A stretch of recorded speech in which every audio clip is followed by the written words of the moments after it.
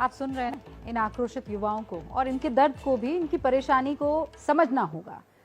ये जो आखिर में दो बातें थी बड़ी महत्वपूर्ण थी कि एमपी एमएलए अपनी पेंशन क्यों नहीं खत्म करते, या इनको इतनी पेंशन क्यों मिल रही है। और आपको जानकर हैरानी होगी, बहुत से राज्य ऐसे हैं जहां हर टर्म में विधायक को अलग अलग पेंशन मिलती है। यानी अगर मान लीजिए वो 2 बार का विधायक हुआ तो 2 बार पेंशन मिलेगी अलग अलग, 3 बार का हुआ तो 3 पेंशन मिलेगी अलग अलग। अगर कोई विधायक सांसद बनता है तो उसे सांसद और विधायक दोनों की पेंशन मिलती है, या कोई विधायक से सांसद बना और सांसद से गवर्नर बना तो उसे विधायक की, सांसद की, गवर्नर की 3 पेंशन मिलती है। और हमने बहुत रिसर्च की और बहुत रिसर्च के बाद ये तैयार रिपोर्ट आपके लिए की है। ये वो डेटा है जिसको आपको बहुत ध्यान से सुनना चाहिए। एक एक राज्य का हाल मैं आपको बताती हूँ। इसी साल मार्च में पंजाब में मुख्यमंत्री भगवंत मान ने फैसला लिया कि एक विधायक को एक ही कार्यकाल की पेंशन मिलेगी, जिससे 5 साल में पंजाब सरकार के 80 करोड़ रुपए की बचत होगी।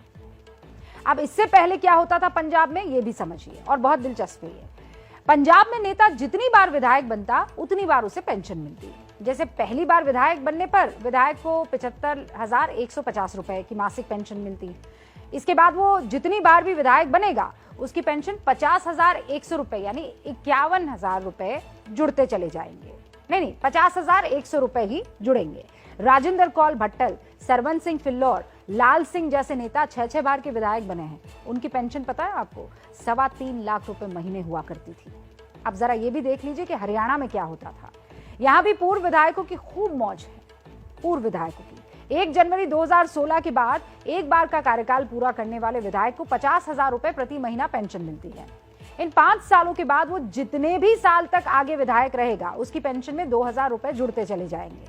हरियाणा अपने विधायकों की पेंशन पर सालाना 30 करोड़ रुपए खर्च करता है।